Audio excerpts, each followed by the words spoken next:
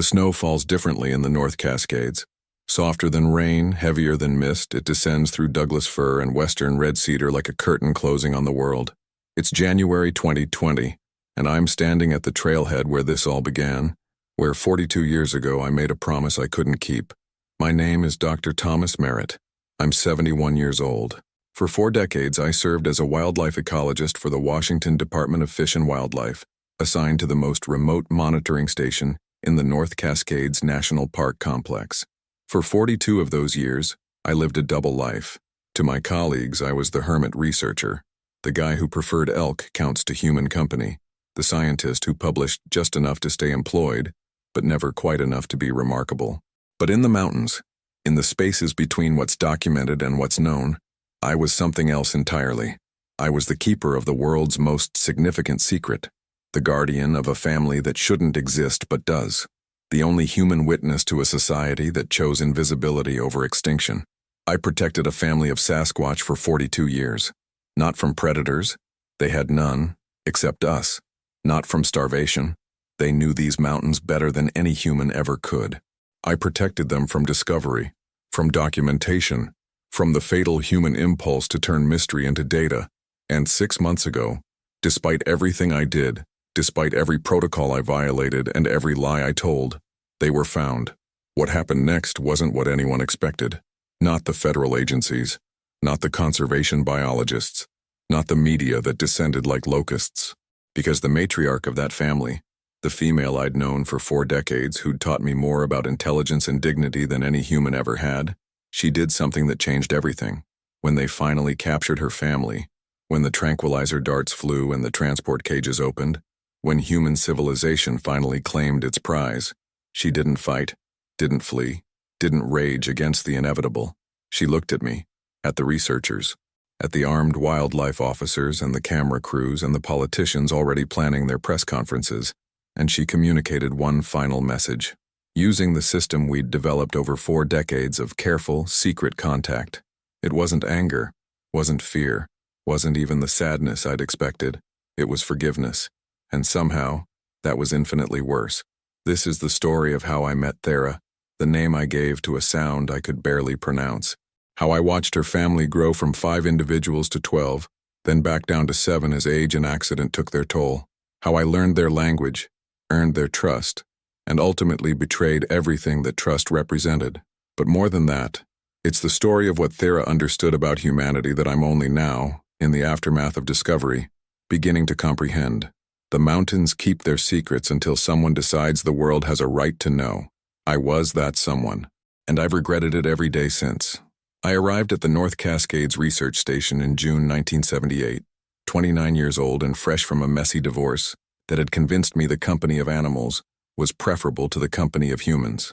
The station sat at 4,200 feet elevation, accessible only by a 4-mile hike from the nearest logging road, a single-room cabin with a wood stove, a propane refrigerator, and a kerosene lantern. No electricity, no running water.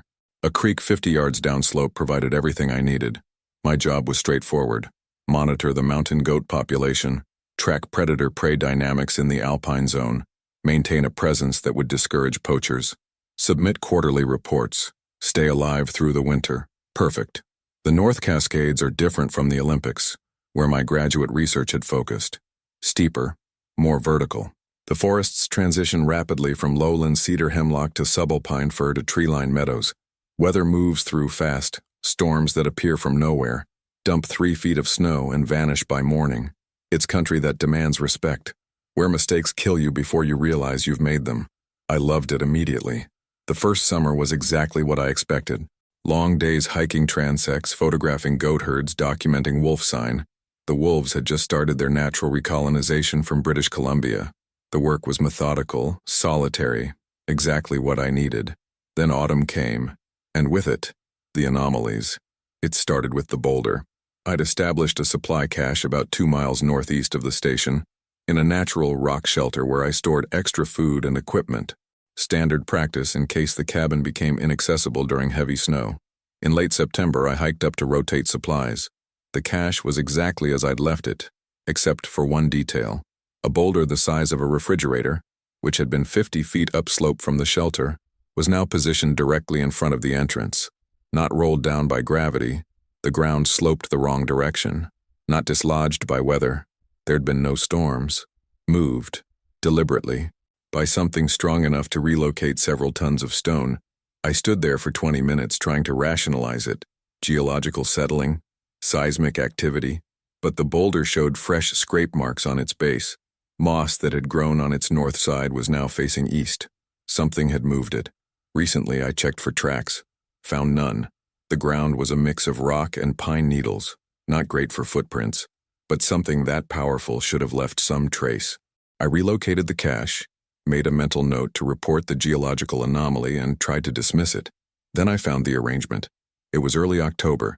I was surveying a high meadow around 5,800 feet, documenting the autumn goat migration to lower elevations. I'd set up my spotting scope to glass a ridge when I noticed something odd about a rock outcrop below me. The stones were arranged, not randomly tumbled by freeze-thaw cycles, but placed. 7 rocks, each about the size of a basketball, set in a perfect circle around a flat central stone. I scrambled down to examine it more closely. The placement was deliberate. The rocks had been carried from elsewhere. The surrounding geology didn't match. Each stone had been carefully positioned, some propped up with smaller rocks to keep them level. In the center of the circle, on the flat stone, someone had left an offering, a pile of fresh huckleberries, meticulously cleaned. I crouched there, pulse hammering, cycling through explanations. Human hikers? But we were miles from any maintained trail, in terrain most recreational hikers avoided. And what hiker carefully constructs stone circles and leaves berry offerings? Indigenous cultural site? Possible, but the stones were fresh. No lichen growth, no weathering. This had been made recently. Wildlife behavior? Nothing in my training suggested any species that created geometric patterns and left organized food displays. I was about to photograph the site when I heard it. A vocalization, low frequency, almost subsonic, coming from the tree line about 200 yards upslope. It wasn't any sound I knew. Not a bear's huff, not an elk's bugle, not a cougar's scream. It had a modulated quality, almost like language, syllables, rhythm, intention. Then silence. I stood slowly, trying to locate the source. The fir trees were dense, shadows deep even in afternoon light. Nothing moved. But I had the overwhelming sensation of being watched, evaluated. I did something that probably saved my life, though I didn't know it at the time. I sat down, made myself small, non-threatening, and I waited. 20 minutes passed. The sun dropped lower. The temperature fell toward freezing. Then, from the same direction, another sound. Softer, almost questioning. I responded instinctively. Not with words. I knew better than to speak in a situation where unknown wildlife might interpret vocalization as aggression. Instead, I picked up a small stone and gently placed it at the edge of the circle, adding to the pattern, acknowledging it. Silence again, longer this time. Then, just before the light failed completely, I saw movement. Something large, covered in dark brown hair, moving through the trees with remarkable stealth for its size. I caught a glimpse, just a moment, of a shape that was wrong for bear, wrong for elk, wrong for anything that should exist. Bipedal, at least 7 feet tall, moving with purpose, not panic. Then gone. I hiked back to the station in near darkness, adrenaline overriding exhaustion. I didn't sleep that night, just sat by the wood stove considering what I'd seen, or thought I'd seen. The rational part of my brain insisted, misidentification, a bear standing upright, unusual lighting, pattern recognition gone haywire. But the field biologist part of my brain, the part that had spent years learning to trust observations over assumptions, said something else. I'd just made contact with something undocumented, something that created patterns, left offerings, and watched human behavior with intelligent curiosity. At dawn, I made a decision that would define the next 42 years of my life. I would find out what it was, but I wouldn't tell anyone until I understood what I was dealing with. If I was wrong, if this was just unusual bear behavior or my own isolation-induced delusion, no harm done. But if I was right, if there was an undiscovered species of large primate living in the North Cascades, then the discovery needed to be handled carefully, protected, not exploited. I started leaving offerings of my own. Not food, that would create dangerous habituation. Instead, I left objects that might interest an intelligent observer. A small mirror, a length of bright cloth, a child's wooden puzzle. I returned to the stone circle every 3 days. The offerings were always taken, and new things appeared. A perfectly symmetrical pine cone arrangement, a piece of shed elk antler carved with deep scratches that formed a pattern, a river stone, polished smooth, left on the cloth I'd provided. Communication, reciprocity, the foundations of relationship. By December, I'd established a routine. Every 3 days, I'd hike to what I'd started calling the meeting place. Leave something. Document what had been left for me. The stones in the circle increased. By winter solstice, there were 23 rocks arranged in concentric circles, a pattern that was mathematically precise, aesthetically intentional. On December 28, 1978, I found footprints in fresh snow, 18 inches long, 5 toes, dermal ridges visible in the clear print, stride length suggesting something over 7 feet tall. Not bear, not human, something else. I made plaster casts, took photographs, measurements, and then I hid everything in the cabin, where no one would ever see it, because I'd already decided. Whatever this was, whoever this was, deserved better than to become a research subject. The first winter was hard. Snow depths reached 15 feet at the station. I was completely isolated from November through March. No way in or out except on snowshoes, and even that was dangerous in avalanche terrain. But the visits to the meeting place continued. Every 3 days, no matter the weather, I'd make the trek. And every time there was evidence of reciprocal visitation. Someone was keeping the same schedule I was, maintaining contact despite conditions that should have made it impossible. By spring thaw, I'd collected enough data to be certain. I was in contact with a family group of Sasquatch, probably 4 to 6 individuals based on varying footprint sizes, highly intelligent, deliberately engaging with me in a structured way, and absolutely vulnerable to discovery. The decision I'd made in October solidified into commitment. I would protect this family. Study them, yes, but protect them first, even if it meant lying to everyone I knew for the rest of my career. The breakthrough came in summer 1979, 14 months after initial contact. I'd been maintaining the 3-day visitation schedule, slowly building trust through consistent, non-threatening presence. The offerings had evolved into a sophisticated exchange system. I'd leave objects. They'd manipulate them in ways that demonstrated understanding, then return them with modifications that showed creative engagement. But we hadn't moved beyond this basic level. I still hadn't seen them directly again. Just traces, evidence, the shadow of intelligence. Then in July, everything changed. I arrived at the meeting place at dawn to find something new. A flat section of ground had been carefully cleared of pine needles, leaving exposed dirt. And in that dirt, someone had drawn, not random marks, deliberate images. A circle, the sun, I assumed, a wavy line, water, probably the creek, and a triangular shape that took me longer to decipher, a mountain peak, represented in simple geometric form. They were using pictographs, creating a visual language. My hands shook as I understood the implications. This wasn't just intelligence. This was symbolic representation, abstract thinking, the cognitive foundation of language itself. I had to respond, had to show I understood. I found a stick and drew my own images in the cleared space. A small circle, with lines radiating out. My best attempt at representing a human figure, a larger, more robust figure beside it, representing them. And between the two figures, I drew a simple line, connection. Then I sat back and waited. I returned 3 days later. The drawings had been studied. Small marks around them suggested something had knelt there, examining them, and new images had been added. Multiple large figures, 3 distinct sizes suggesting adults and juveniles, a family group, and most remarkably, they'd drawn the meeting place itself, the stone circle, the trees around it, the spatial relationship of features, a map. They were showing me who they were and where they lived. Trust. Over the next 6 months, we developed a basic symbolic vocabulary, maybe 40 images total, refined through trial and error. Circle, sun, daytime, wavy line, water triangle, mountain, home, crossed sticks, no, negative, danger, parallel sticks, yes, positive, safe, small human figure, me, large figure, them, multiple figures, family, Josh group lines, connecting figures, relationship, Josh friendship. It was crude compared to written language, but it worked. We could communicate simple concepts. When will you return? In 3 days. Is your family safe? Yes. Are you alone? Yes. That last question, whether I was alone, seemed to trouble them. They asked it in various forms, repeatedly. Where was my family? My group? Why did I live in isolation? I tried to explain human solitude, drew city buildings, many human figures separated in boxes, drew myself apart from them here in the mountains. The response was immediate and clear.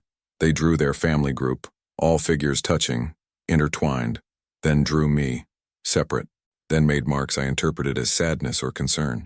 They couldn't comprehend voluntary isolation. In their world, solitude meant death. In fall 1979, I finally saw her again. I'd arrived at the meeting place in late afternoon. I'd been varying the times to demonstrate that I was adaptable, not rigidly scheduled in a way that might suggest surveillance rather than friendship. I was studying the latest pictographs when I heard a soft vocalization behind me. That same low-frequency sound from my first encounter, but gentler, less questioning, more greeting. I turned slowly. She stood at the tree line about 30 feet away, fully visible in the golden autumn light. Female, definitely female, anatomically clear, around 7.5 feet tall, covered in reddish-brown hair that was lighter on her chest and inner arms. Her face was remarkably expressive, less prognathous than I'd expected, with a high forehead suggesting significant cranial capacity. But her eyes, God, her eyes, dark brown, intelligent, cautious, but not afraid, looking at me with the same evaluative attention I was giving her. We stood there for several minutes, neither moving, both assessing. Then she did something extraordinary. She sat down, cross-legged, making herself smaller, less threatening, an explicit gesture of trust. I sat too, mirroring her. She made a soft sound, almost like a sigh.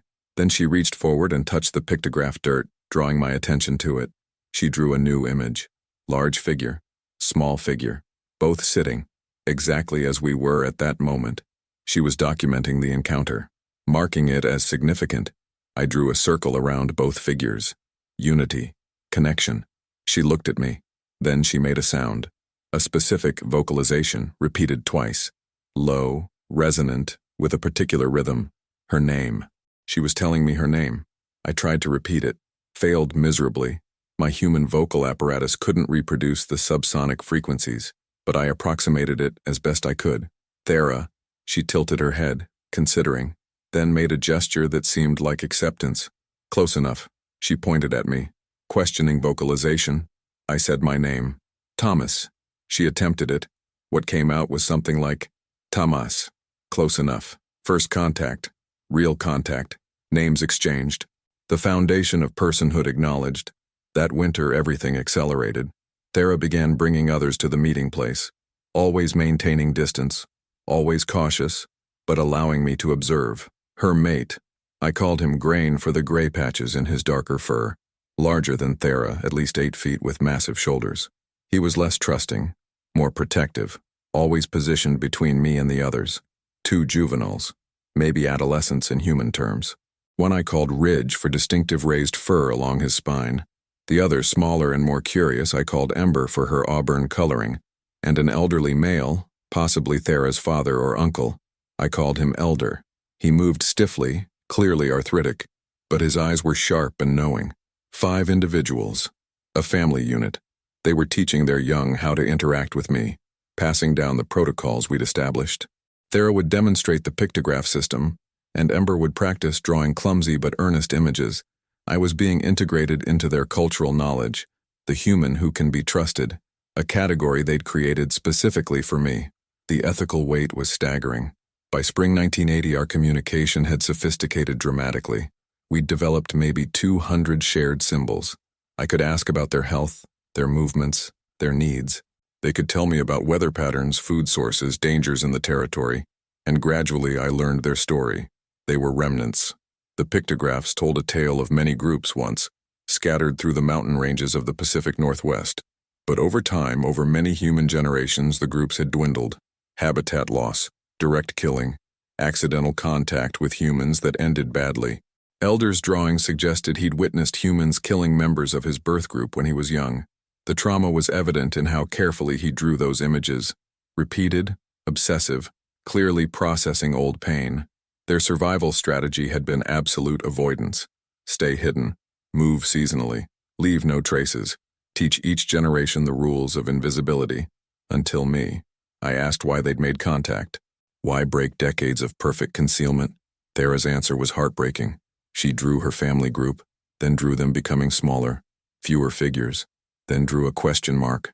We're dying out. We needed to know if contact was possible, if humans could be trusted. You were alone, sad, observant, worth the risk. I was an experiment, a test case. If I betrayed them, they'd disappear forever. If I proved trustworthy, maybe, there was hope for some form of coexistence. No pressure. That summer I taught Thera to read. Sort of. I brought children's picture books. Simple ones with clear images and minimal text. I'd point to words, then draw the corresponding pictograph. She was fascinated. Understood immediately that the strange marks on paper represented sounds and concepts. Began associating written words with our symbolic system. Within 3 months, she could recognize maybe 50 English words. Cat, tree, water, mountain, family, friend. She couldn't read sentences. That would require understanding grammar and syntax that didn't translate to pictographs. But she could identify key concepts, and she began creating her own written records, combinations of pictographs that told stories. I'd return to find sequential images that described events. Grain caught fish. Ember fell in water. Everyone laughed. Simple narratives. Evidence of episodic memory, humor, social bonding. They weren't just intelligent. They had culture, history, story, and I was the only human who knew. The first crisis came in 1982. The Forest Service announced plans to expand recreational access in my sector. New trails, improved camping facilities, more human traffic. I panicked. More hikers meant more chances for encounter, for discovery. I told Thera through pictographs. Humans coming, many humans. Danger. Her response was resigned. She drew their family, drew them moving, fleeing deeper into wilderness. But then she drew something else. A small figure, me, and a large figure, her, connected by a line. Then a question mark. Will you still visit? Will we maintain contact? I drew yes, emphatically. She studied this, then drew a new location, higher elevation, more remote, beyond where new trails were planned, new meeting place, follow. Over the next month, Thera led me, through carefully placed cairns and marked trees, to a new location. A high cirque at 6,400 feet, accessible only through technical terrain that casual hikers would never attempt. Isolated, protected, safe. We rebuilt the stone circle there, re-established our schedule. The family survived discovery by moving the boundary just a little further into the impossible, but I understood the trajectory. Every year, there was less room, more trails, more access, better technology. Eventually, there would be nowhere left to hide. And when that day came, I had no idea what I would do. Spring 1985 brought a change I'd been half expecting, half dreading. Thera was pregnant. I could tell from her movements, more careful, protective of her center mass. From the pictographs, she drew herself with a small figure inside her outline. From Grain's behavior, hyper-vigilant, more aggressive in establishing boundaries during our meetings. The first Sasquatch birth I'd ever have the chance to document. I was equal parts thrilled and terrified. Thrilled because this was biologically significant. A chance to observe reproductive behavior, parental care, developmental stages, data that could revolutionize understanding of hominid evolution. Terrified because pregnancy and birth are vulnerable times. Complications happen, mortality risks increase, and I couldn't help. Not really. I was a wildlife ecologist, not an obstetrician. My medical knowledge extended to basic first aid and wildlife emergency response. If something went wrong, I'd be helpless. Thera seemed to sense my concern. During one visit, she drew herself, the small figure inside her, then drew me with a questioning gesture. Can you help if needed? I drew yes, but with marks indicating uncertainty. I'll try, but I don't know how. She considered this, then drew something remarkable. Her family group surrounding her, multiple hands supporting, group care. We take care of our own. But thank you.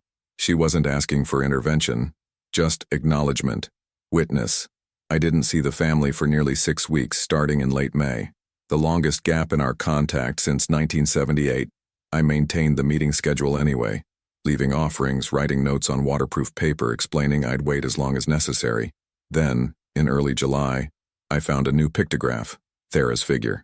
Beside it, a tiny new figure, both with marks indicating health, safety, birth successful, mother and child well. I sat there in the cirque alone and cried with relief. 2 weeks later, Thera brought the infant to meet me. She approached the meeting area with the baby secured against her chest, carried in a manner similar to human baby wearing.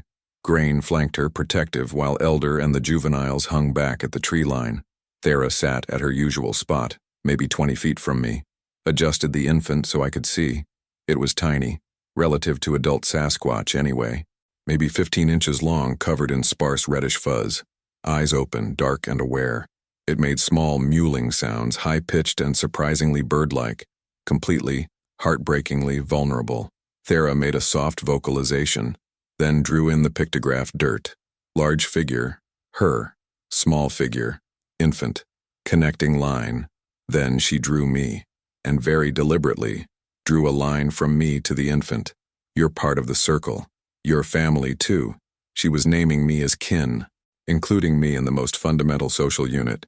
The trust implicit in that gesture was overwhelming. She was allowing a human, a member of the species that had hunted her kind to near extinction, to witness her newborn, to be present in the infant's life from the beginning. I drew a heart, the universal symbol I'd taught her years ago for affection, care. She understood, made her pleased vocalization. The infant, I called her Dawn for the time of day she was first shown to me, became a regular presence at the meetings. Watching her development was extraordinary. At 2 months, she could grip with surprising strength. Her eyes tracked movement with keen attention. She responded to vocalizations from family members with increasing specificity. Different sounds for Thera, for Grain, for Elder. At 4 months, she was attempting to locomote independently. Not walking yet, but crawling with determination. Thera would set her down in the pictograph area, and Dawn would explore, touching stones, examining pine needles, mouthing everything in typical infant behavior. But the developmental rate was faster than human infants. By 6 months, Dawn was walking with support. By 9 months, she was independently mobile, climbing with the casual competence of young primates. And she was learning the pictograph system. Thera actively taught her. Would draw symbols, have Dawn touch them, repeat the associated vocalization. Basic operant conditioning, but sophisticated. Intentional teaching, not just incidental learning. By age 2, Dawn could recognize maybe 20 symbols, could draw clumsy but recognizable versions of basic concepts.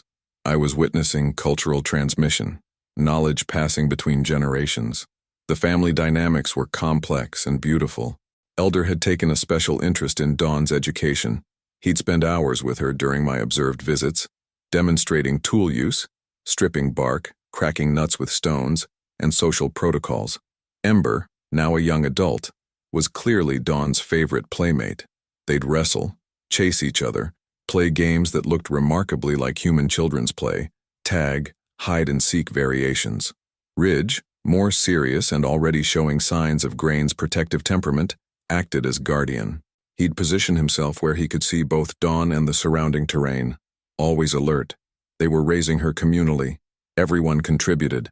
Everyone had a role, and I was allowed to observe it all. The years that followed, 1985 through 1990, were the golden period of my research. The family was stable, healthy, growing.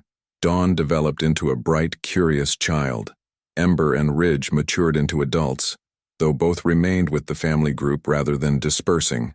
I documented everything in secret journals, filled notebooks with behavioral observations, developmental notes, vocabulary lists, created a private archive of knowledge that no one else would ever see, because I still hadn't told anyone. My official reports to the Department of Fish and Wildlife were meticulously boring. Routine predator-prey surveys, goat population stable, wolf pack expanding gradually, nothing remarkable. Meanwhile, I was sitting 20 feet from a family of Sasquatch, teaching a 6-year-old to draw letters of the alphabet in the dirt. The cognitive dissonance was extraordinary. Colleagues would ask during my rare trips to town, "Anything interesting happening up there?" No. Same as always. Quiet. Lies. Lies stacked on lies. But what was the alternative? Actually, I've been in contact with a family of Sasquatch for 12 years. They're highly intelligent, use tools, have complex language, and are raising their children with cultural knowledge transmission. Also, they trust me, and if I report this, federal agents will capture them within a week. That conversation would end with me in psychiatric evaluation and armed teams in the mountains. So I lied, and kept lying. The first shadow appeared in 1991. Dawn was 6 years old. Ember and Ridge were young adults. The family seemed stable. Then Elder died. I found him pictograph at the meeting place. The large figure representing Elder lying down, crossed sticks over it, the symbol for ending. Thera and Grain had stayed with his body for 3 days. Thera explained through laborious drawing. They'd made vocalizations, a kind of keening that lasted hours. They'd touched him repeatedly, seemed to be processing grief through physical contact. Then they'd moved his body to a high cave and sealed the entrance with stones. Burial, or something very close to it. They were mourning, ritualizing death, understanding mortality with a sophistication I'd only ever attributed to humans. Thera drew herself and her family, all with marks indicating sadness, then drew me with a question mark. Do humans do this too? Mourn their dead? I drew yes. Drew human funerals as best I could. Showed that we too honored our dead. Struggled with loss. She studied this for a long time. Then drew our connected figures, hers and mine, with a new symbol surrounding both. A circle, but incomplete. A gap in the line. We're alike in this. Both our kinds feel loss. The circle breaks, but memory remains. Shared grief. The recognition that consciousness comes with the burden of knowing those we love will die. We sat there that day, human and Sasquatch, united in the universal experience of losing someone who mattered. The mountains were silent. The wind carried the scent of pine and snowmelt, and I understood that what I was protecting wasn't just a biological curiosity. It was a people, fully, completely, undeniably people. Different in form, yes, but identical in all the ways that mattered. They felt love, they felt loss, they raised their children with hope for the future, and they deserved better than to be discovered, documented, and destroyed by a species that couldn't see persons unless they looked exactly like us. I renewed my vow that day. Whatever it took, however long I lived, I would keep the secret. Their survival depended on human ignorance, and I would maintain that ignorance even if it meant lying to everyone I knew for the rest of my life. The 1990s brought the worst kind of pressure. Success. The North Cascades National Park was becoming increasingly popular. Wilderness recreation was booming. Hiking, climbing, backcountry skiing. More people seeking authentic experiences in remote landscapes, which meant more trails, more ranger stations, more infrastructure, and inevitably, more surveillance. By 1995, the Park Service had begun installing automated monitoring systems, trail cameras for wildlife observation, weather stations with satellite uplinks, eventually plans for drone surveys to assess habitat quality and track endangered species. I'd managed to keep the core territory around the High Cirque off limits by claiming it was critical mountain goat habitat. But that strategy had limits. Eventually, someone would want comprehensive data from every section of the park. The walls were closing in. Thera sensed it too. She asked increasingly sophisticated questions through our pictograph system, which had evolved to nearly 300 symbols by then. How many humans exist, I tried to explain. Drew countless small figures, more than could be counted, more than stars. It was an impossible concept for someone whose entire species numbered maybe 40 individuals. Why do they need more space? Is there not enough? How could I explain human expansion? Economic growth, development imperatives. The idea that humans didn't just use space, we consumed it, transformed it, claimed it. I drew humans building, changing landscapes, always moving into new areas. Not from need, but from, what? Habit? Cultural momentum? Inability to accept limits? Thera studied these drawings for a long time, then drew something that broke my heart. Large figures in a shrinking circle, human figures surrounding them, the circle getting smaller with each iteration, until finally, no circle at all. This is how it ends for us, isn't it? I wanted to lie, wanted to promise protection, conservation, coexistence, but I'd never lied to Thera. Couldn't start now. I drew, yes, eventually. unless something changes. She accepted this with remarkable equanimity, didn't rage or despair, just acknowledged reality, then drew a new image.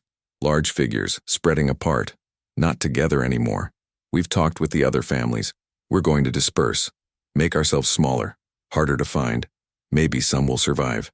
The other families, I'd forgotten, or deliberately not thought about. The fact that Thera's group wasn't alone. There were others, scattered through the Cascades. How many?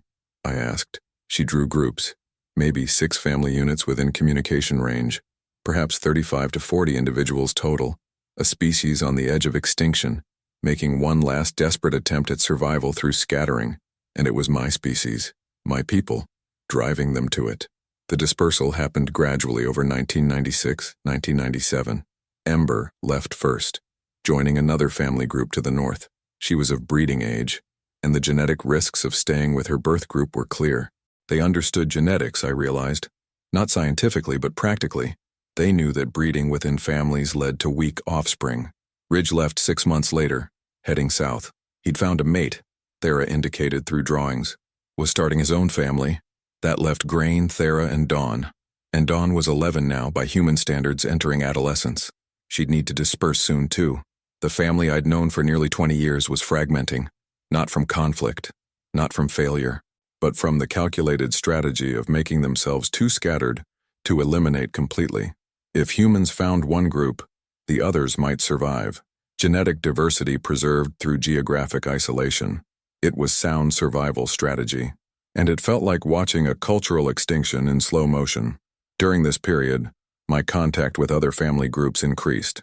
Thera served as intermediary, convincing them that the human who could be trusted might be valuable to everyone.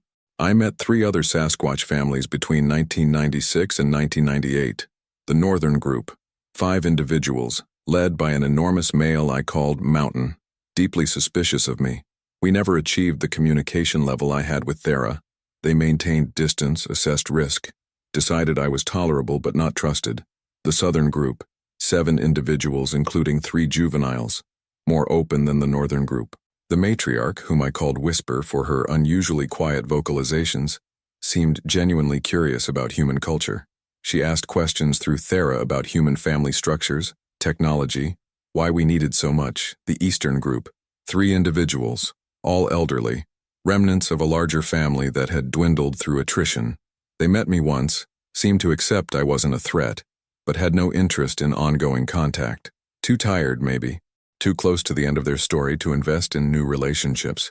Documenting these encounters was bittersweet. I was the only human who knew there were approximately 40 Sasquatch surviving in the North Cascades ecosystem. The only one who understood they had culture, language, social structures, and I couldn't tell anyone without sealing their fate. The dilemma became existential. At what point does protection through secrecy become complicity in extinction? If I reported them, they'd be captured, studied, probably bred in captivity. Species survival in biological terms, but cultural extinction. If I stayed silent, they might fade away entirely. Climate change, habitat loss, genetic bottleneck, too many pressures, too few individuals. Either way, I was watching the end of something irreplaceable. The crisis came in 1999. Dawn, now 14 and nearly adult, was injured. A fall while crossing a glacial stream. Slipped on ice. Struck her head on rock. Thera brought her to the meeting place, desperate. Dawn was conscious but disoriented. Clear head injury, possible skull fracture or brain bleed. And I was a wildlife ecologist with a first aid kit and a satellite phone. Thera, she needs a hospital. Human doctors. CT scan, neurological assessment. I can't help her here. Thera understood. She'd learned enough about human medicine over the years to know we had tools they didn't. But she also understood what calling for help would mean. She drew it out. Small figure, Dawn, surrounded by human figures with crosses, doctors. Then drew the rest of her family, captured, caged. If we save her, we lose everyone. The trolley problem, Sasquatch edition. I sat there, looking at a 14-year-old girl, yes, girl, because that's what she was, who might die without intervention, and at her mother, who was asking me to let her daughter die rather than betray her people. What would you do? I made the only choice I could live with. We call for help. We save Dawn. I'll handle the consequences. Thera shook her head. Drew firmly. No. We argued. As much as you can argue through pictographs and gestures. I pleaded. Raged. Promised I could protect them. But Thera was resolute. She'd rather risk Dawn dying than guarantee the capture of everyone. In the end, Dawn survived without intervention. The head injury was serious but not fatal. She recovered over several weeks, with care from her family and supportive presence from me. But the incident fractured something between us. Thera drew it clearly. You wanted to expose us to save one. We want to stay hidden even if some die. We disagree on what matters most. I'd failed some kind of test. Had proven that when pushed, I'd choose individual life over collective freedom. From Thera's perspective, that made me slightly less trustworthy, and she wasn't wrong. When the stakes were life or death, I'd been willing to break my promise of secrecy. The question that haunted me afterward, what if I'd made the other choice?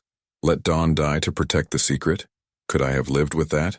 I still don't know the answer. The new millennium brought an unexpected gift. Grandchildren. Ember and Ridge, both having established families with their respective mates, began bringing their offspring to visit Thera and Grain in 2001-2002. I got to meet the next generation. Ember's daughter, I called her Spark for her incredibly energetic temperament, was born in 2000. Bright, curious, absolutely fearless. At age 2, she approached me within 10 feet, much closer than any young Sasquatch except Dawn had dared. Ridge's son, I called him Stone for his serious contemplative nature, was born in 2001. He watched everything intently, rarely vocalized, but absorbed information like a sponge. By age 3, he could recognize 50 pictographs. Dawn, now in her late teens, took to the grandchildren immediately, became their primary playmate and teacher. I watched her demonstrate the pictograph system to Spark, the same way Thera had taught her decades ago. Cultural knowledge passing to the third generation I'd observed, and all of them learned one critical piece of information from birth. The human called Thomas is safe. He's odd, but he's family. I'd become integrated into their oral history, part of the story they told their young. The expansion of my family meant more meetings, more individuals to track, more complex social dynamics to document, but it also meant hope. 3 juveniles born between 2000 and 2003. Not enough to save the species, but enough to suggest they weren't giving up. Grain died in 2004 at approximately 60 years old. Heart failure, from what I could determine. He was found peacefully dead in his sleep. Thera grieved deeply.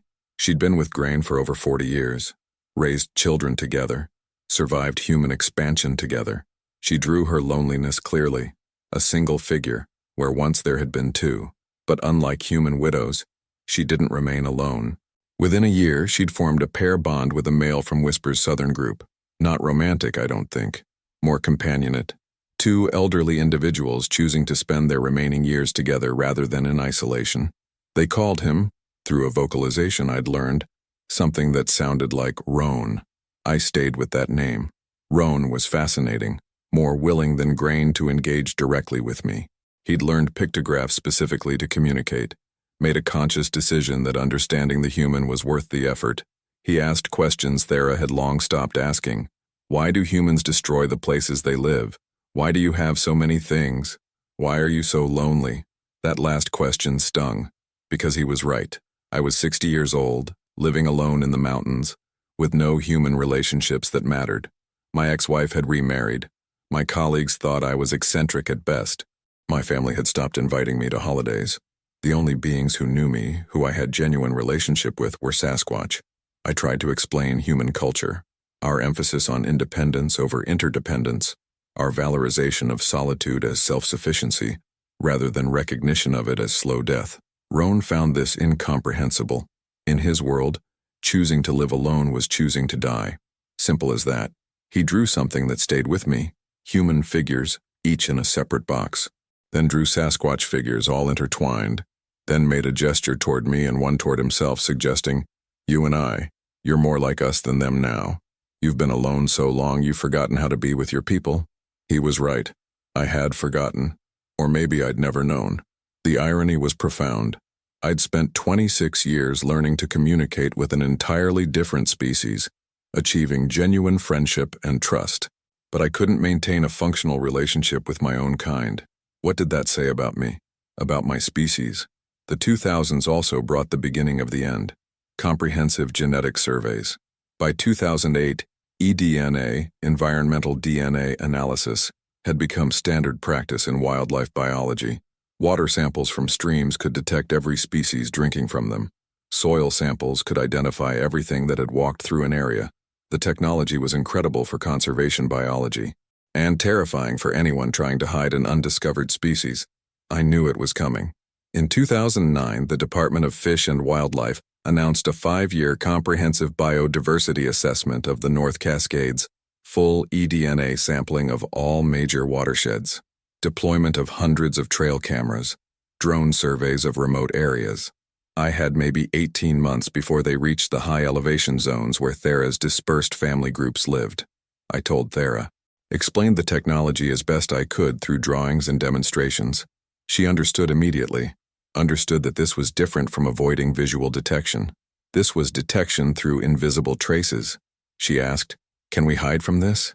I drew no. Not completely. Not if you drink from streams, walk on the ground, breathe the air. She drew the dispersal strategy again, but with question marks. Will scattering help? Maybe. I drew. If you're too few and too far apart, the signals might be dismissed as contamination. Outliers. Statistical noise. But one strong detection in a concentrated area, that would trigger investigation. We developed a strategy, absurd and desperate. The family groups would rotate territories constantly, never stay in one watershed long enough to leave concentrated eDNA signatures. They'd avoid all water sources that were likely to be sampled, main streams, popular fishing areas. They'd cross streams rather than follow them, minimizing contact. During the actual survey period, they'd move to the most remote, inaccessible areas possible, places where survey teams were unlikely to reach. It was the Sasquatch equivalent of hiding from satellites. Theoretically possible, practically exhausting, and probably futile, but we tried. For 2 years, 2010 through 2012, the various family groups lived like refugees, constantly moving, always alert, never settling. Dawn had a daughter during this period, born while her family was basically nomadic. The infant's first year was spent in 6 different locations. That's not how their species was meant to live. They needed stable territories, seasonal patterns, familiar resources. Forcing them into constant movement was destroying their quality of life in the name of maintaining secrecy. I started to wonder if I was doing more harm than good. The survey results came in 2013. 3 anomalous eDNA samples from high-elevation watersheds. Unknown primate signatures. Flagged for further investigation but considered low priority. Probably contamination, possibly misidentification. We'd bought more time, at enormous cost. Thera was 70 years old now. The constant movement had taken a toll. She was visibly weaker, moving with difficulty. I asked if it was worth it. All this hiding, all this effort. She drew her family, drew Dawn's new daughter, drew Spark and Stone, now teenagers. For them, yes, they deserve to live free. Even if we don't see the end of their lives, we can give them a few more years. Generational thinking, sacrificing their own comfort for a future they wouldn't personally experience. How human of them, or how Sasquatch of us. But I could see the end approaching. Thera was aging rapidly. Roan had arthritis. Whisper's Eastern group had been reduced to 2 individuals. And the human world kept expanding, kept developing better technology, kept filling in the blank spaces on the map. In 2015, I was 71 years old, officially past retirement age, but I'd negotiated to stay at the station as an emeritus researcher. Couldn't bear to leave while Thera still lived. During a meeting that July, she drew something I'd dreaded. Her figure, lying down, the symbol for ending. Soon, she knew she was dying. I asked what she needed, how I could help. She drew us, her and me, then drew a memory spiral, then drew her family, all of them, 3 generations, scattered across the mountains. Remember us, tell our story, but only after we're gone. That's how you help. She was giving me permission, blessing even, to finally share what I'd learned, but only after they were beyond human reach. After death granted them the privacy they couldn't achieve in life. I drew, I promise. We sat together that afternoon, 2 old friends who'd known each other for 37 years, who'd raised our families, hers biological, mine chosen in parallel, who'd bridged a gap that shouldn't have been crossable. She leaned forward and took my hand. Her grip was weak now, where once it had been powerful enough to move boulders, and she made a vocalization I'd never heard before. Complex, layered, beautiful. I didn't know what it meant. Still don't. But it sounded like gratitude. Thera died in October 2015, at approximately 72 years old. Her family stayed with her body for 5 days. Then they moved her to the same cave where Elder had been placed decades before. Dawn brought me to see it. The cave was high, inaccessible, beautiful, bones of Thera and Elder together, along with carefully arranged stones and objects that clearly had meaning. Thera's favorite smooth river rock, a piece of cloth I'd given her 30 years ago, a drawing Dawn had made as a child, a cairn, a memorial, proof that they honored their dead with ritual and memory. I stayed for an hour, saying goodbye to the most remarkable person I'd ever known, and I renewed my promise. I'd keep the secret until the last of them was gone, then I'd tell the world what we'd lost. The discovery happened exactly as I'd feared it would, through technology I couldn't subvert. In 2018, a graduate student from the University of Washington named Jennifer Chen was conducting her dissertation on mesocarnivore ecology in the North Cascades. Standard wildlife biology work, analyzing scat samples, deploying camera traps, using eDNA from streams to map predator distribution. She was smart, thorough, and unlucky enough to sample a creek about 2 miles from where Dawn's family had been sheltering that spring. The eDNA results came back in July. Unknown primate. Significant genetic distance from all documented species. Recent deposition, within the last 48 hours. Jennifer, to her credit, ran the samples 3 times, checked for contamination, consulted with her advisors. Then she did what any responsible scientist would do. She reported it to the Department of Fish and Wildlife. By August, I was being interviewed by federal wildlife investigators. Dr. Merritt, you've been stationed in this area for 40 years. Have you observed anything unusual? Any sightings of large unidentified animals? I lied. No, nothing outside the normal species assemblage. The eDNA suggests a large primate, possibly genus Pongo or related lineage. Any thoughts on how that could appear in a Washington watershed? Contamination seems most likely, or perhaps a captive animal escaped from a private collection. We're considering that. But given your experience in this terrain, we'd appreciate your cooperation with a comprehensive search of the area. This was it, the moment I'd been dreading for 4 decades. If I cooperated, they'd find Dawn's family, guaranteed. If I refused, they'd be suspicious, would investigate anyway, might even suspect I'd been hiding something for years. Either way, the secret was ending. I made one last, desperate play. Gentlemen, I'm 74 years old. I'm retiring next month. I'd be happy to brief whoever replaces me, but I don't think I'm physically capable of the kind of terrain coverage you're describing. They accepted this, thanked me for my service, assigned a team of younger researchers to conduct the search. I had maybe 2 months. I found Dawn at the meeting place in September, told her everything, using our sophisticated pictograph system and 40 years of shared communication. Humans know. They're coming. Full search teams with advanced technology. Dawn was 33 years old now, a mother herself. Her daughter, I called her Morning, was 16. There were also 3 juveniles in the extended family group. Spark's offspring and Stone's offspring. 8 individuals in Dawn's network, plus Whisper's remaining southern group, 3 individuals, and Mountain's northern group, 4 individuals. 15 Sasquatch left in the North Cascades, out of an estimated population of 40 when I'd first made contact in 1978. Dawn asked the question I'd been dreading. Should we run? Again? I told her the truth. There's nowhere left to run. The technology can find you anywhere. If not this search, then the next one, or the one after that. She drew quietly for a long time, then showed me. Large figures, surrounded, human figures closing in, then drew a choice. 2 pathways. First path, resistance, hiding, constant flight, eventual capture anyway.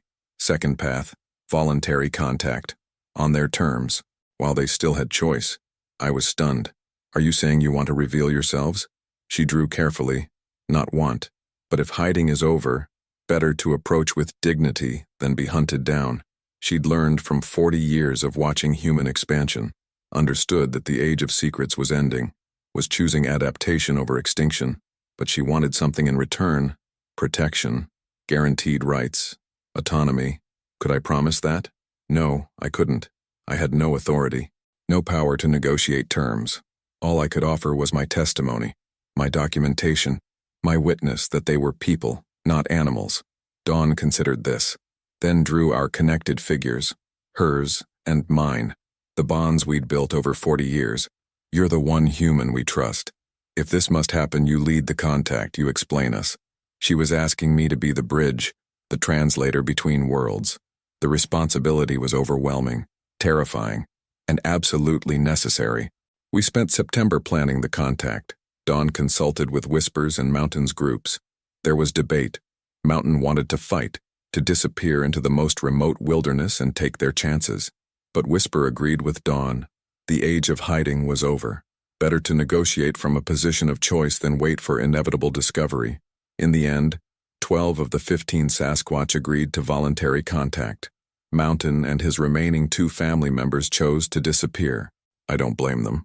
The contact was set for October 18, 2019. I arranged it through the Department of Fish and Wildlife, called in every favor I had, insisted on specific terms. Small human team only, no more than 5 individuals, scientists and tribal representatives, no law enforcement or media-neutral location. The high circ meeting place, I would be present as intermediary. No weapons, no restraints, no coercion. They agreed, probably humoring an elderly researcher's eccentric demands. They had no idea what they were agreeing to. The morning of October 18th was clear and cold. First snow dusting the high peaks. Perfect visibility. The human team arrived at 9 a.m. Jennifer Chen, 2 senior wildlife biologists, and 2 representatives from the Sauk-Suiattle tribe, who'd been briefed on the possible unidentified primate discovery. I was already there, had been since dawn. At 9:30, Dawn emerged from the tree line. I'll never forget the moment. The absolute silence as 5 human beings confronted what shouldn't exist. Dawn stood about 50 feet away, fully visible, 7.5 feet tall, calm, dignified. Then Whisper emerged, then Roan, then Dawn's daughter Morning. One by one, 12 Sasquatch revealed themselves. 3 generations, a family. Jennifer Chen dropped her equipment bag. One of the tribal representatives made a sound, something between gasp and prayer. Dawn walked forward slowly, stopped about 20 feet from the human group. She looked at me. I nodded, and she drew in the pictograph dirt. The same symbols we'd used for 40 years. Large figures, small human figure, connected by a line. We are people. He knows us. We choose to be known now. I translated, explained the pictograph system, showed them my decades of documentation. I'd brought one journal, the most recent one, showing our communication. This is Dawn, I said. I've known her since she was born in 1985. Her mother Thera was my friend for 37 years. These are Thera's people, and they've decided it's time for humans to know they exist. The silence stretched. Then one of the tribal representatives spoke, voice shaking. The old stories were true. The Sensailes people, the ancient ones who walked these mountains, they're real. Dawn tilted her head. Recognition. She drew a new symbol, one I'd seen Thera use occasionally, the mark for ancient, for first people. She was acknowledging the tribal connection, the shared history. What followed was 3 hours of careful, miraculous contact. Dawn demonstrated the pictograph system. Morning showed her vocabulary. She could recognize over 300 symbols. Whisper brought samples of their material culture, woven bark cordage, shaped tools, carved wood. Roan vocalized the beautiful complex sounds that were their spoken language, and I explained everything, the 41 years, the hiding, the choice to finally reveal themselves rather than be hunted down. By noon, the human team was in tears. Jennifer kept repeating, "They're people. God, they're people. How did we not know?" One of the biologists asked the critical question, "How many are left?" I told the truth. 15 total that we know of. 12 here. 3 who chose to remain hidden. Down from approximately 40 when I first made contact. They're critically endangered. Yes. And they need protection. Real protection. Not capture. Not study. Autonomy. That's when everything changed. Because the Department of Interior had different ideas about what protection meant. The media firestorm began within 48 hours. Despite confidentiality agreements, despite my explicit warnings, word leaked. By October 21st, the discovery of North American great apes was international news. The narrative was predictable. Scientists discover last unknown primate species. Bigfoot real. Population critically endangered. Sasquatch family voluntarily contacts humans. What got lost was the part where Dawn and her family had agency, where they'd chosen contact on their terms, where I'd explicitly warned against treating them as wildlife to be managed. By November, the federal response was in full swing. The Secretary of Interior declared the North Cascades Sasquatch a critically endangered species requiring immediate protective intervention. The Department of Fish and Wildlife, in coordination with the National Zoo and several academic institutions, announced a comprehensive conservation and research program. Translation: capture, study, possible captive breeding. Exactly what Thera had feared for 40 years. I fought it, used every platform I had, published op-eds, gave interviews, testified before hastily assembled congressional committees. They're not animals, I repeated endlessly. They're people. They have culture, language, family structures. You can't treat them like endangered pandas. The response was sympathetic, but firm. Dr. Merritt, we understand your emotional connection, but with only 15 individuals, the species will go extinct without active management. We need genetic diversity analysis, health assessments, habitat restoration, possibly assisted reproduction. Have you asked them what they want?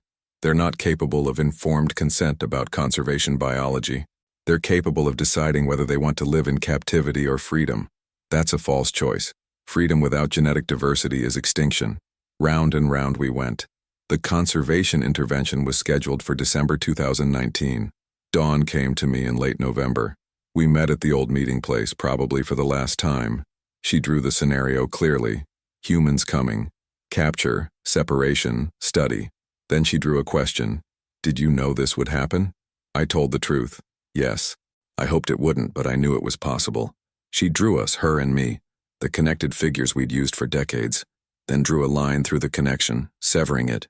You knew, and you let us make contact anyway. The accusation was clear.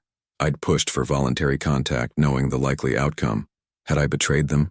Traded their freedom for my conscience? I drew my response slowly, carefully. You were going to be discovered anyway. Technology was too good. At least this way you had choice in the timing. Had a human advocate, had me testifying that you're people. Without that, you'd have just been captured. No context. No voice. She studied this for a long time. Then she drew something that shattered me. Thera's face. The symbol for wise. The symbol for new. Mother knew you'd eventually fail us.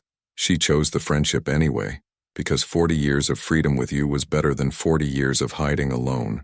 And then she drew the most complex pictograph I'd ever seen from any of them. Human figures building walls. Sasquatch figures behind walls. But between them, one small human figure and one large figure, hands touching through the bars.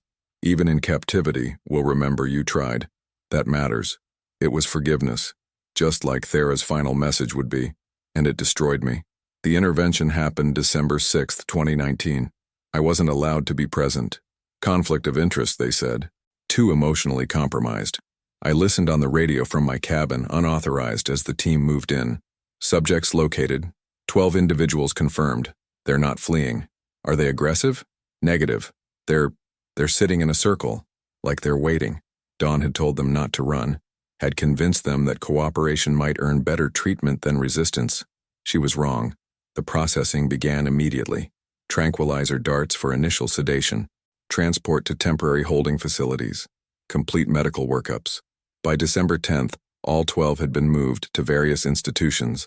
Dawn and morning to the National Zoo Whispers Group to San Diego Zoo. Roan to a primate research facility in Atlanta. The juveniles separated for optimal socialization studies.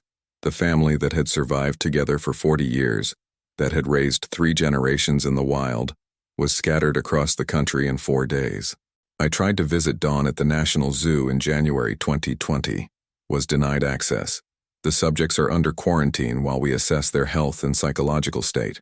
Her name is Dawn, and I've known her for 35 years. Dr. Merritt, we appreciate your historical connection, but this is a federal conservation program now. We have protocols.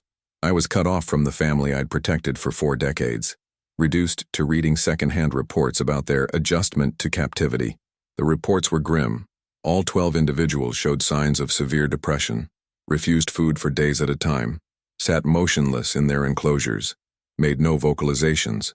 Morning, Dawn's 16-year-old daughter stopped interacting entirely, just stared at walls.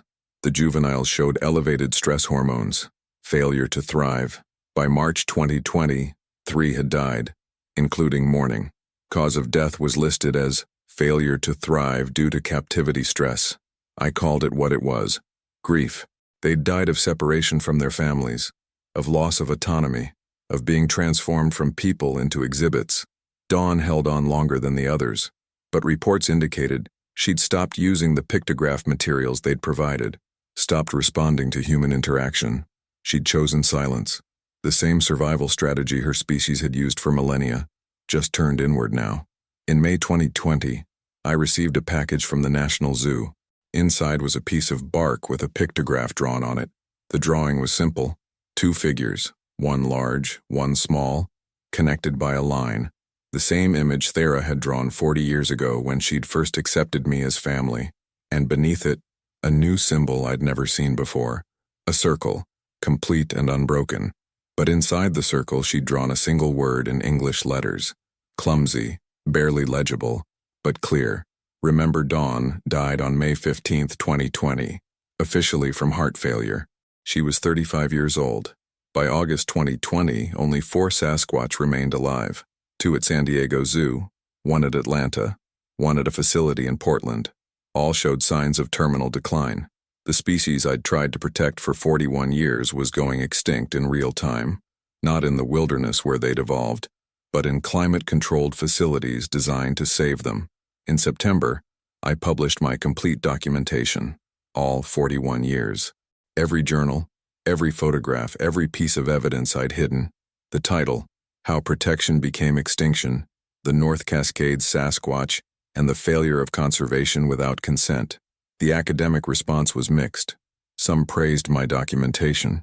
Others condemned my decades of secrecy, arguing that earlier intervention might have saved the species. They were probably right, and completely wrong, because the question wasn't whether secrecy or publicity would save them.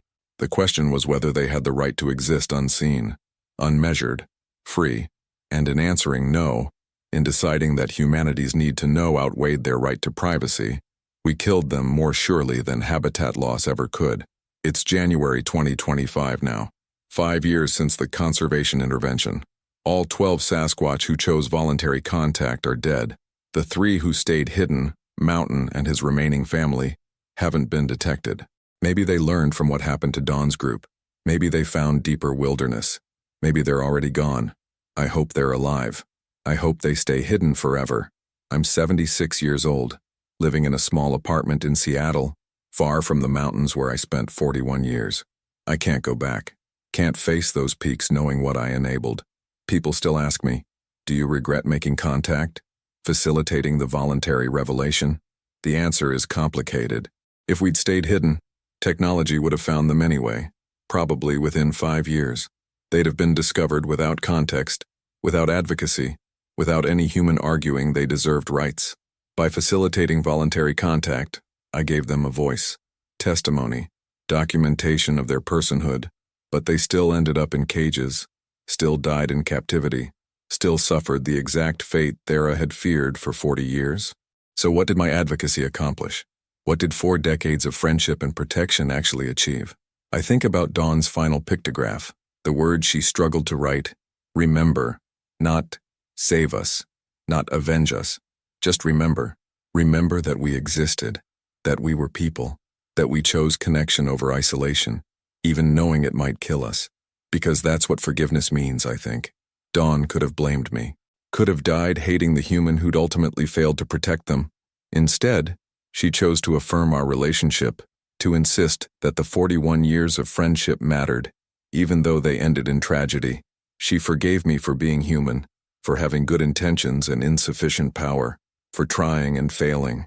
And that forgiveness is almost worse than anger would have been, because anger implies there was something I could have done differently, some choice that would have saved them.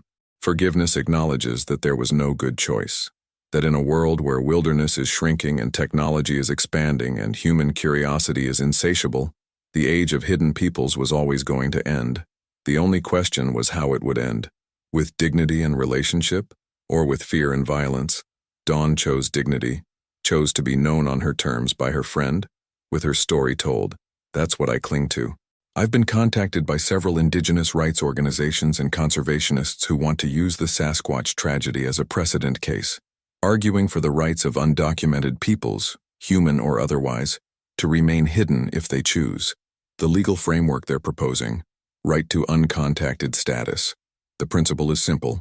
Any intelligent species or cultural group has the inherent right to refuse contact with majority civilization, and that refusal must be respected, even if it means we never get to study or save them. It's probably too late for Sasquatch, but maybe not for whoever else is out there, hiding in the remaining wildernesses we haven't yet mapped and measured and controlled. Maybe somewhere there are beings who've learned from what happened to Dawn's family, who've seen what protection looks like when it comes from a species that can't imagine leaving mystery alone. And maybe they've chosen deeper hiding, absolute silence, the security that comes from being undetectable rather than unmolested. I hope so, because the real lesson of my 41 years isn't about Sasquatch biology or primate evolution or wildlife management. It's about the human inability to love something without trying to possess it. We found a people who'd survived for millennia through absolute discretion, who'd achieved what humans claim to value: sustainable living, strong family bonds, cultural continuity, harmony with their environment.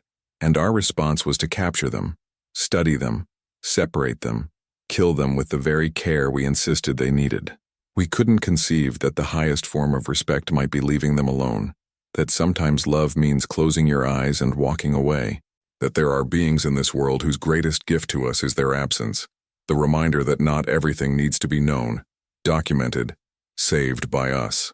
I failed Thera, failed Dawn, failed every Sasquatch who trusted me enough to believe that one human might be different, but I can at least tell the truth about that failure, can stand as witness to the cost of human curiosity, can argue, for whatever time I have left, that some mysteries deserve to remain mysterious, that some freedoms are more important than survival, that being known by everyone is sometimes worse than being known by no one. I think about that final pictograph from Dawn. Remember, and I do. I remember Thera's first tentative approach in 1978, her patience as she taught me to communicate, the birth of Dawn, the family gatherings, the drawings, the laughter. Yes, they laughed. The grief when elder died, the joy when grandchildren were born. 41 years of friendship with beings who deserved better than what my species gave them. And I'll keep remembering, keep telling their story, not because it has a happy ending. It doesn't, but because they existed, because they were people, because they chose connection over isolation even knowing the risk, because Dawn in her final message asked me to remember, and that's the least, the very least I can do.